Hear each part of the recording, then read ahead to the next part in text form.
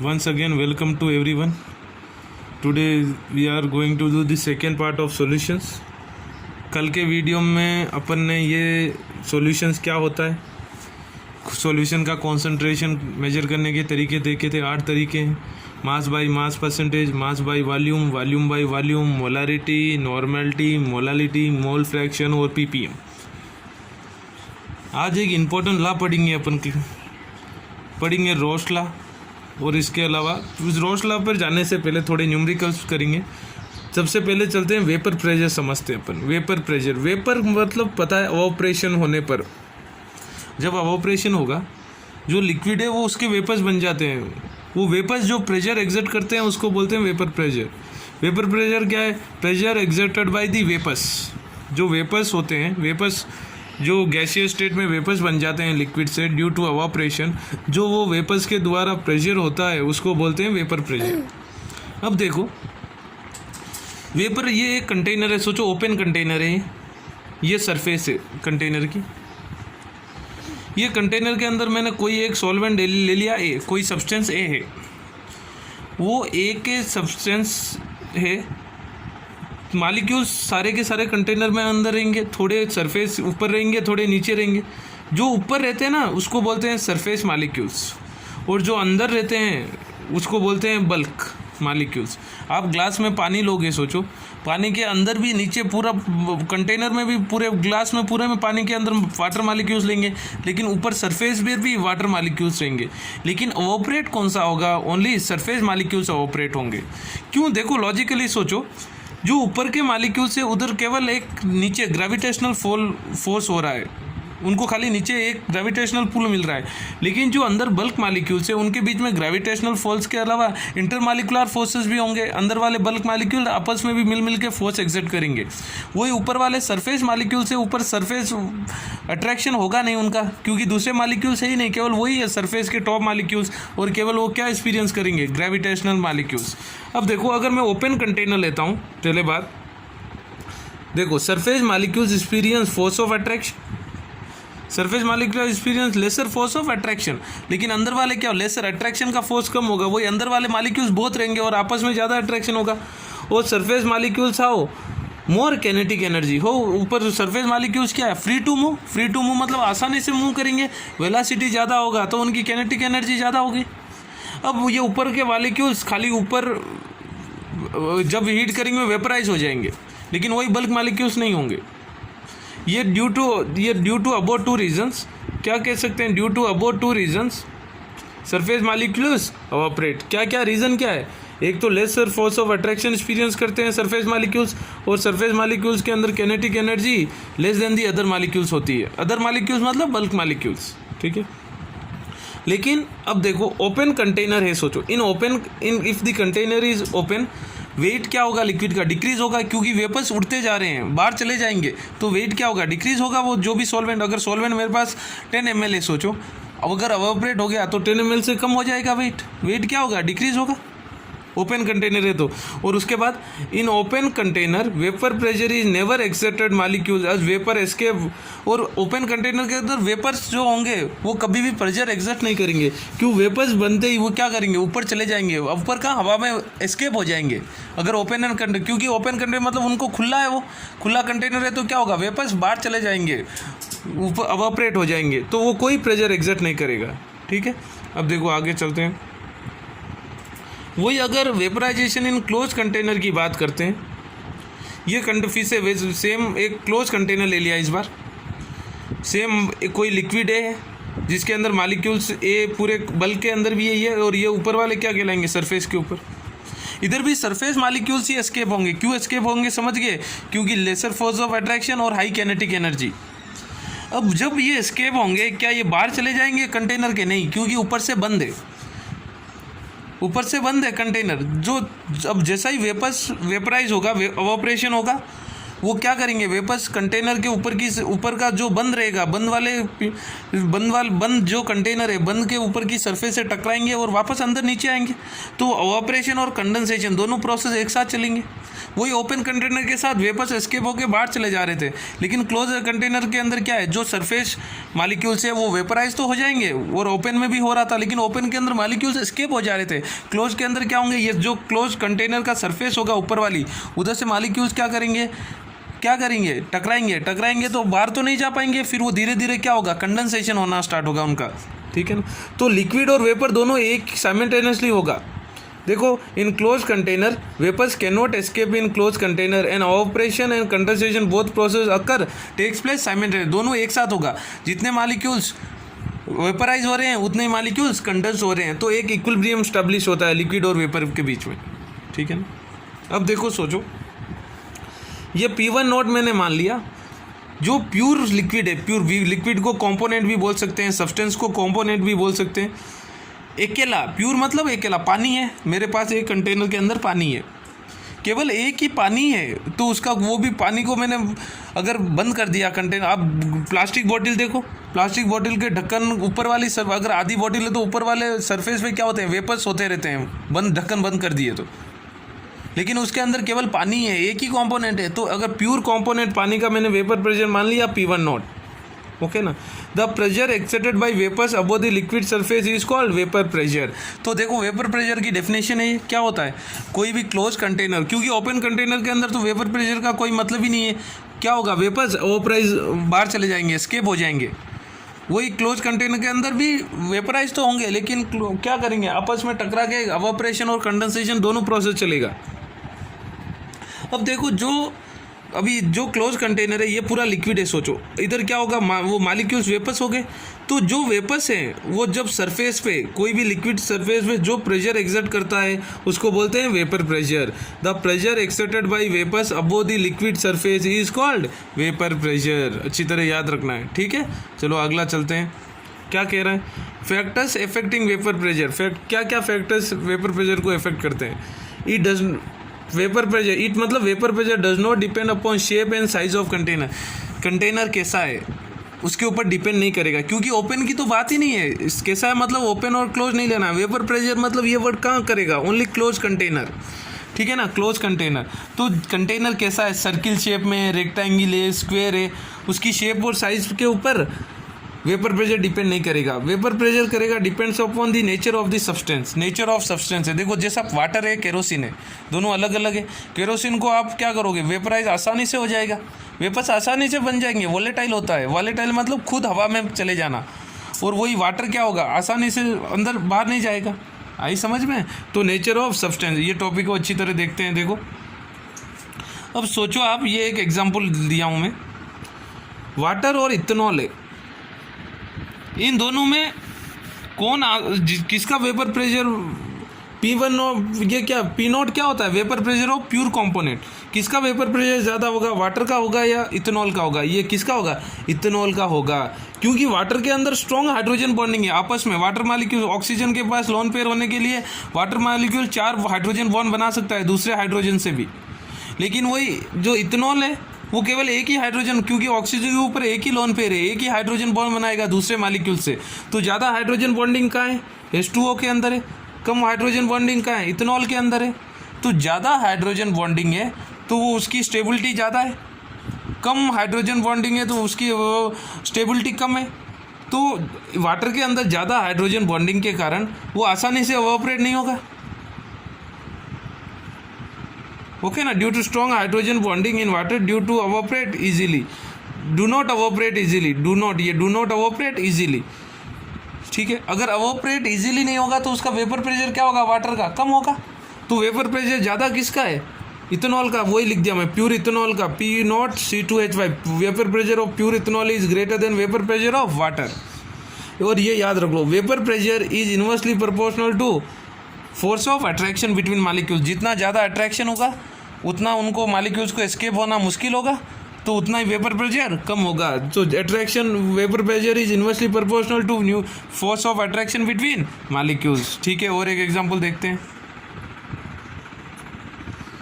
देखो ये एग्जांपल याद रखना आप। तो इथेनॉल C2H5, ये है ग्लाइकॉल CH2OH CH2OH, ये है ग्लिसरॉल। एक अल्कोहल OH ग्रुप होता है तो ऑल होता है, ग्लाइकॉल होते हैं 2 होते हैं, 3 होते हैं ग्लिसरॉल, याद रखना है। अब देखो इसके अंदर एक ही हाइड्रोजन बॉन्डिंग, लेकिन इधर ऑक्सीजन कितने हैं, 3 है, तो ये कितने हाइड्रोजन बॉन्डिंग करेगा, 3, और ये कितने करेगा, 2। तो सबसे ज़्यादा स्टेबल मॉलिक्यूल कौन सा है, ग्लिसरॉल है, ग्लाइकॉल ग्लिसरॉल है, ग्लिसरॉल है ना स्ट्रॉन्ग, क्यों, due to high hydrogen bonding, maximum hydrogen bonding. और सबसे वीक कौन सा है, इथेनॉल है। सबसे कम हाइड्रोजन बॉन्डिंग किसके अंदर है, इथेनॉल के अंदर है। जो सबसे वीक अट्रैक्शन किसके अंदर है, इथेनॉल के अंदर है। तो आसानी से वेपर्स कौन बनेंगे, किसके बनेंगे, इथेनॉल के बनेंगे। आसानी से वेपर्स इथेनॉल के बनेंगे, तो वेपर प्रेशर भी ज़्यादा एक्सर्ट कौन करेगा, इथेनॉल। तो वेपर प्रेशर सबसे ज़्यादा किसका है, प्योर इथेनॉल, उसके बाद ग्लाइकॉल, उसके बाद ग्लिसरॉल, याद रखना है, ठीक है ना। उसके बाद देखो सब्सटेंस 2 टाइप्स के होते हैं सॉल्यूशन के, अपन 2 टाइप के सब्सटेंस डिस्कस करेंगे। एक होता है वोलेटाइल, दूसरा होता है नॉन वोलेटाइल।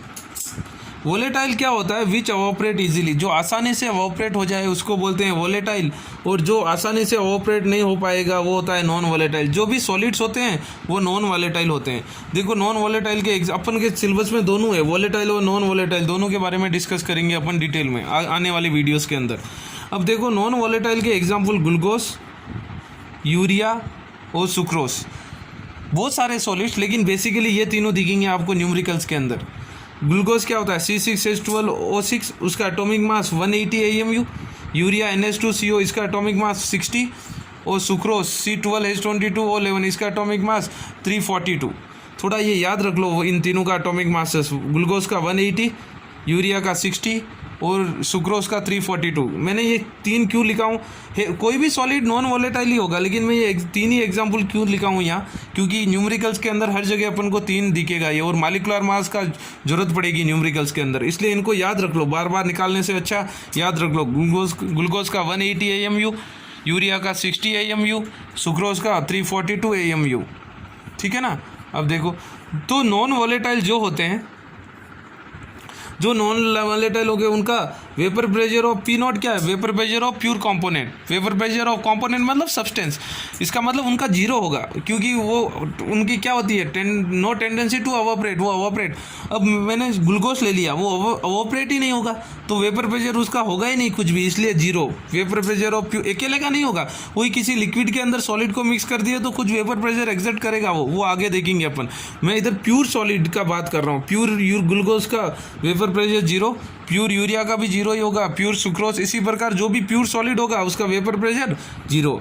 फिर वोलेटाइल के लिक्विड्स, जनरली लिक्विड्स और गैसेस वोलेटाइल होते हैं।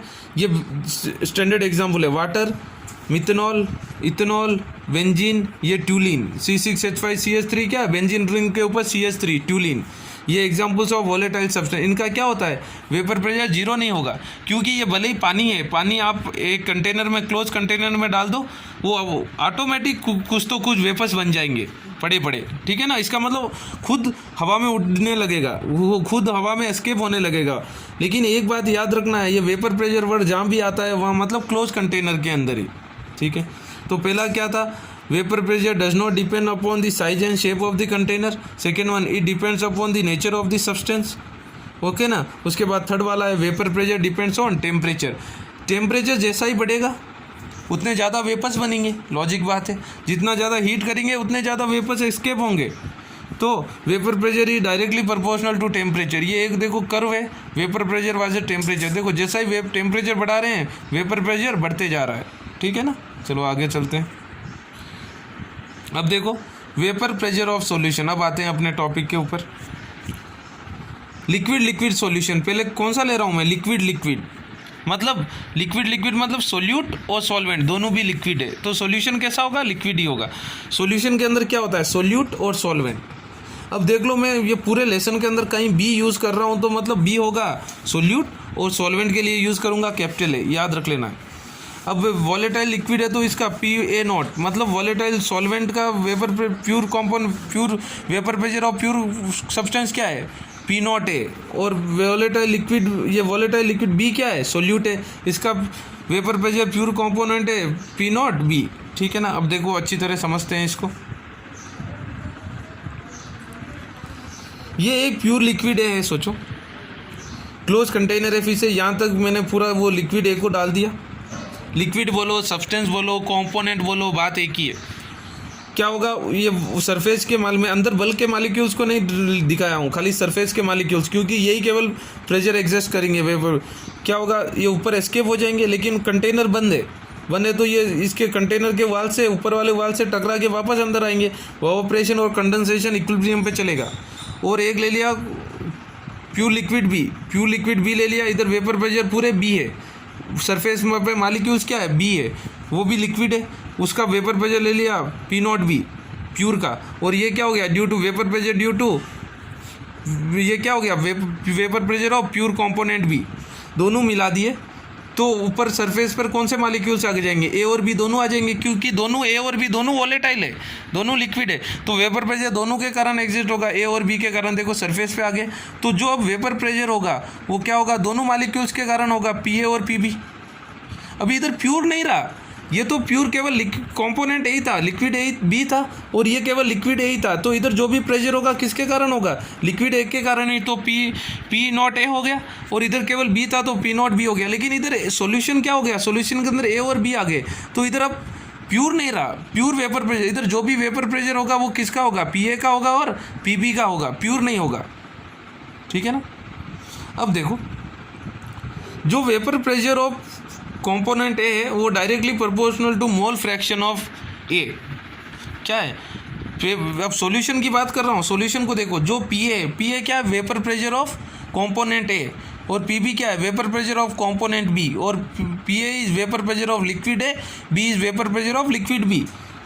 जो vapour pressure of liquid A है directly proportional to mole fraction X. ये टाइप मैंने क्या बोला, जीटा क्या होता है, मोल फ्रैक्शन, फर्स्ट वीडियो के अंदर बताया था, मोल फ्रैक्शन। और vapour pressure of B directly proportional to mole fraction of component B का, ये बोलता है राउल्ट्स लॉ।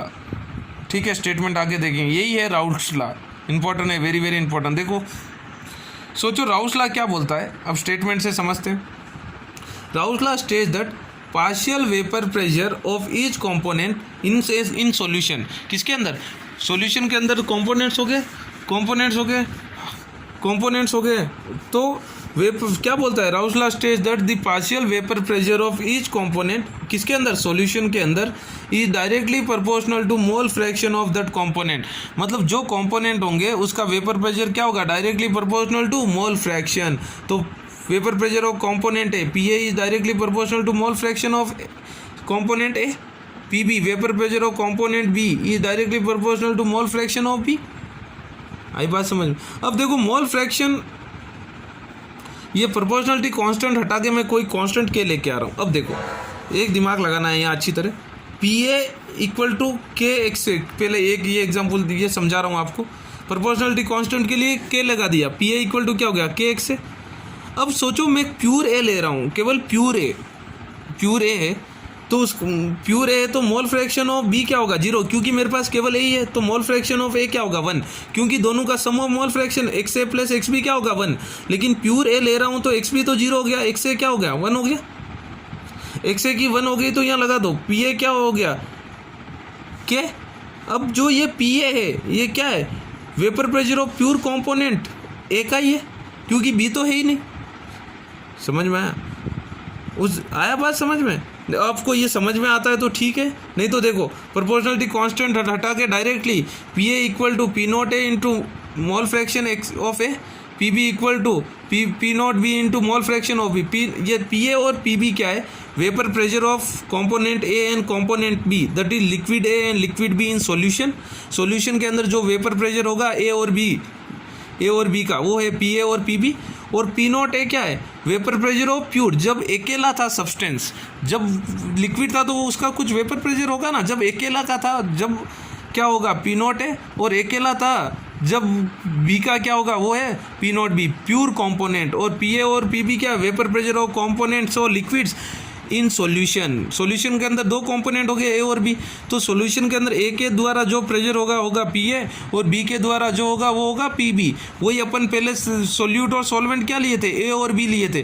तो अकेला जब सोल्यूट था उसका प्रेशर था PB0, और सॉल्वेंट और अकेला जब सॉल्वेंट A था उसका था P0 A, अकेले थे जब। आया। देखो P0A and P0B are partial vapour pressure of pure substance, pure volatile substance A and B, ठीक है ना, आया समझ में। अब देखो आगे चलते हैं। अब टोटल प्रेशर क्या होगा, P टोटल पार्शियल सॉल्यूशन का, PT सॉल्यूशन में टोटल किसके कारण होगा, PA प्लस PB होगा, क्योंकि pressure of vapour pressure of component A plus vapour pressure of component B। अब PA क्या आया, PA क्या है ऊपर वाले इक्वेशन में, P0A into zeta A plus P0B into zeta B, ये हो गया B के लिए, आई बात समझ में। अब देखो मोल फ्रैक्शन का सम क्या होता है, टोटल 1 होता है, तो मैंने mole fraction of B equal to 1 minus mole fraction of A लिख दिया, नहीं तो A का क्या होगा 1 माइनस B लिख दिया, कुछ भी आपको जो अच्छा लगता है वो। तो ये फार्मूला मेरे पास आया था, PT इक्वल टू क्या हो गया PA प्लस PB, PA की जगह क्या हो गया P0A into zeta A plus PB की जगह क्या हो गया P0B इंटू जीटा B, लेकिन इधर जीटा B की जगह क्या लग सकता हूँ 1 माइनस जीटा A, ठीक है ना, ठीक है ना, आपको ये फार्मूला याद रखना है, ठीक है। अब न्यूमेरिकल चलते हैं, देखो क्या कह रहा है, 0.78 ग्राम बेंजीन है एंड 7.25 ग्राम्स ऑफ ट्यूलिन है, बेंजीन और ट्यूलिन। सोल्यूट क्या होगा बेंजीन, क्योंकि 0.78 ग्राम से, और सॉल्वेंट क्या होगा ट्यूलिन, ट्यूलिन ज़्यादा है 0.9, मैंने क्या बोला जो ज़्यादा होगा होगा सॉल्वेंट, जो कम होगा वो होगा सोल्यूट, फर्स्ट वीडियो के अंदर देखना है। दोनों मिक्स कर दिए, सॉल्यूशन बन गया। अब partial vapour pressure of benzene and toluene क्या निकालना है, find the partial vapour pressure निकालना है, मतलब PA और PB निकालना है, P ऑफ बेंजीन और P ऑफ ट्यूलिन निकालना है। और प्योर ये कभी भी दिया रहेगा, प्योर बेंजीन का कितना है 4000 mm ऑफ mercury, और प्योर ट्यूलिन का क्या है 200 mm ऑफ mercury। अब मुझे PA निकालना है, तो क्या होता है P0A into mole fraction A, PB क्या होगा P0B into mole fraction B, तो मोल फ्रैक्शन निकालना है। मोल फ्रैक्शन निकालने के लिए फार्मूला क्या है, total number of moles upon sum of total number of moles, number of moles of component upon total number of moles in the solution. लेकिन moles निकालने के पहले, मोल फ्रैक्शन निकालने के लिए क्या चाहिए, मोल चाहिए, तो पहले number of moles of benzene निकाल रहा हूँ, given mass by molar mass, given mass benzene क्या है 0.78 बाई मोलार मास क्या है 78, क्या हो गया 0.01 मोल्स। वही ट्यूलिन का given mass by molar mass, toluene का गिवन मास क्या है 0.92, मोलार मास C6H5CH3 ट्यूलिन, उसका होगा 92, 0.92 बाई 92 हो गया 0.01 मोल्स। अब मोल फ्रैक्शन ऑफ बेंजीन क्या होगा, मोल फ्रैक्शन ऑफ बेंजीन क्या होगा, number of moles of benzene by number of moles of benzene plus number of moles of toluene, 0.01 by 0.01 plus 0.01 क्या हो गया 1/2। मोल फ्रैक्शन ऑफ ट्यूलिन क्या होगा, number of moles of toluene by number of moles of benzene plus number of moles of toluene, 0. फिर से number of moles of toluene क्या है 0.01 by 0.01 plus 0.01 क्या हो गया 1/2। फिर से आई बात समझ में। अब देखो क्या बोल रहा है, पार्शियल प्रेशर ऑफ बेंजीन क्या होगा, प्योर प्रेशर, ये फार्मूला ऊपर रोल्स लॉ से, PA के जगह क्या है बेंजीन है, PB0 इंटू जीटा B, क्या दिया है ये PB0, ये कभी भी प्योर कंपोनेंट का दिया रहेगा क्वेश्चन में। 400 into mole fraction of benzene क्या है 1/2, 1 जा 2 जा क्या हो गया 200 mm of mercury। Partial pressure of toluene क्या होगा, partial pressure of pure toluene into mole fraction of toluene 200 into 1/2 हो गया 100 mm ऑफ mercury। अब टोटल प्रेशर ऑफ सॉल्यूशन क्या होगा, जैसा PA प्लस PB था, इधर क्या होगा partial pressure of benzene plus partial pressure of toluene, 200 plus 100 क्या हो गया 300 mm ऑफ mercury। आई बात समझ में। अब देखो अगला क्वेश्चन चलते हैं। अब सॉल्यूशन बन रहा है इथेनॉल और मिथेनॉल, क्या ले रहे हैं इथेनॉल ले रहे हैं और मिथेनॉल ले रहे हैं। इधर मोल्स दे दिया, इथेनॉल के 3 मोल्स और मिथेनॉल का है 1 मोल। फाइन, और प्योर इथेनॉल का है 55 mm ऑफ mercury और प्योर मिथेनॉल का है 50 mm of mercury। Fine total pressure. इधर मोल्स निकालने की जरूरत नहीं है क्योंकि डायरेक्ट मोल्स दे दिया है। मोल फ्रैक्शन चाहिए तो मुझे मोल्स चाहिए, लेकिन पिछले क्वेश्चन में मोल्स दिया हुआ नहीं था तो पहले मोल्स निकालना पड़ा था। अब मोल फ्रैक्शन ऑफ इथेनॉल क्या होगा, number of moles of ethanol upon total number of moles in solution. Solution किसका है, इथेनॉल और मिथेनॉल का। Number of moles of ethanol क्या है 3/3 + 1 क्या हो गया 3/4। वही मिथेनॉल का क्या होगा, number of moles of methanol upon total number of moles is ethanol plus methanol. फिर से मिथेनॉल का क्या है 1 बाई टोटल कितने हैं 4 1 बाई 4। ठीक है, अब देखो करते हैं टोटल प्रेशर क्या होगा, टोटल प्रेशर ऑफ सॉल्यूशन क्या होगा, pressure vapour pressure of ethanol plus vapour pressure of methanol. Vapour pressure of ethanol क्या होगा, vapour pressure of pure ethanol into mole fraction of ethanol plus vapour pressure of methanol क्या होगा, vapour pressure of pure methanol into mole fraction of methanol. P not ethanol का क्या है 55 into mole fraction of ethanol क्या है 3/4। Partial pressure of pure methanol क्या है 50 into mole fraction of methanol क्या है 1/4। ये क्या हो जाएगा, सिंप्लीफाई कर दो 55 इंटू 3 165/4 प्लस 50/4 ऐड कर दियोगे तो 210/4 215/4। ठीक है ना, 215/4 डिवाइड कर दो, कुछ आएगा 53 पॉइंट कुछ आएगा, ये 52 पॉइंट लिख दिया 53 पॉइंट mm ऑफ mercury। ठीक है, अब देखो mole fraction in vapour pressure gases के अंदर, देखो ये मोल फ्रैक्शन ऑफ ए क्या होता है, pressure vapour pressure of A upon total pressure. Formula याद रखना है, मोल फ्रैक्शन डायरेक्टली निकालने के लिए क्या होता है vapour pressure upon total pressure. वही मोल फ्रैक्शन ऑफ बी क्या होगा, जीटा क्या है, जीटा ए, जीटा मतलब मोल फ्रैक्शन ऑफ ए क्या होगा, partial pressure of A upon total pressure in solution. Mole fraction of B क्या होगा, partial pressure of B upon total pressure in solution. वही अगर मोल फ्रैक्शन ऑफ सी क्या होगा, partial pressure of C upon total pressure. C है तो D है तो मैं 2 का दिया, फार्मूला याद रखना है। इधर पी ए और पी बी क्या है, partial pressures of A and B, and P T क्या है टोटल प्रेशर। सो ठीक है ना, अब देखो आगे चलते हैं। अब देखो सोचो ए प्लस बी है, सॉल्यूशन देगा, ए एंड बी दोनों वॉलेटाइल, दो है, एक सोल्यूट एक सॉल्वेंट, दोनों के दोनों वॉलेटाइल है। ए का प्योर प्रेशर क्या होगा पी नॉट है, बी का प्योर प्रेशर क्या होगा पी नॉट बी। ओके ना, अब देखो एक कर्व करते हैं, इंपॉर्टेंट कर्व, बहुत यूज होगा ये, अच्छी तरह देखना। सोचो ये दो ऐसा एक कर्व है, ये इधर मैं प्योर ए ले रहा हूँ और इधर ले रहा हूँ प्योर बी, समझना है अच्छी तरह। प्योर ए लिया हो तो मोल फ्रैक्शन ऑफ ए तो 1 होगा और मोल फ्रैक्शन ऑफ बी क्या होगा 0, इधर ये जगह ये पॉइंट पे। और इधर प्योर बी है तो मोल फ्रैक्शन ऑफ बी क्या होगा 1 और मोल फ्रैक्शन ऑफ ए क्या होगा 0। अब देखो जैसा ही अपन लेफ्ट से राइट जाएंगे, इधर देखो, इधर तो ये पॉइंट पे मोल फ्रैक्शन ऑफ ए 0 है, मोल फ्रैक्शन ऑफ बी 0 है, मोल फ्रैक्शन ऑफ ए 1 है और मोल फ्रैक्शन ऑफ बी क्या है 0 है। तो जैसा ही अपन राइट में जाएंगे लेफ्ट से, mole fraction of A B बढ़ते जाएगा, क्योंकि ए का तो बी का यहाँ 0 है, तो लेफ्ट से राइट जाएंगे तो मोल फ्रैक्शन ऑफ ए बढ़ते जाएगा, तो पार्शियल प्रेशर भी क्या होगा, वेपर प्रेशर भी बढ़ते जाएगा।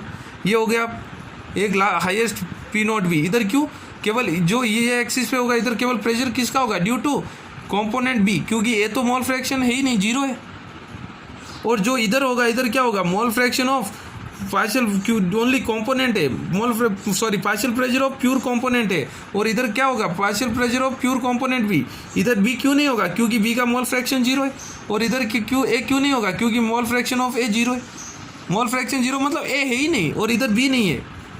और जैसा ही लेफ्ट से राइट जाएंगे बी बढ़ रहा है और राइट से लेफ्ट जाएंगे ए बढ़ रहा है। तो सर आप ए को ऊपर ए को नीचे, इसका मतलब मैंने इधर बी ज़्यादा वॉलेटाइल ले लिया, देन ए ज़्यादा वॉलेटाइल मतलब बी का वेपर प्रेशर ज़्यादा होगा, इसलिए देखो थोड़ा मजे ऐसा कर लो, बी थोड़ा हाई पे है। ओके, आप ए का भी हाई ले सकते हो, आपका मर्जी। अब ये जो होगा ये क्या होगा, बी का वेपर प्रेशर है, क्या होगा, vapour pressure of B equal to क्या है formula, P naught B into mole fraction of B. ये किसका है, वेपर प्रेशर ऑफ ए है, पी ए इक्वल टू क्या होगा, P not a into x है। अब पी नॉट ए और पी नॉट बी दोनों को ऐड कर दो, ये क्या होगा, P total, P A plus P B. ठीक है, यहाँ तक अच्छी तरह समझना और एप्लीकेशंस अच्छी तरह कर, ये कर बार बार रिपीट होगा, अजियोट्रोप्स आएगा आगे, काफ़ी बार ड्रॉ करेंगे, अच्छी तरह समझना ये कर को, और राउट्स लॉ को याद रखना है। ठीक है ना, कुछ डाउट आती है तो without hesitation you can ask me. Okay, God bless you.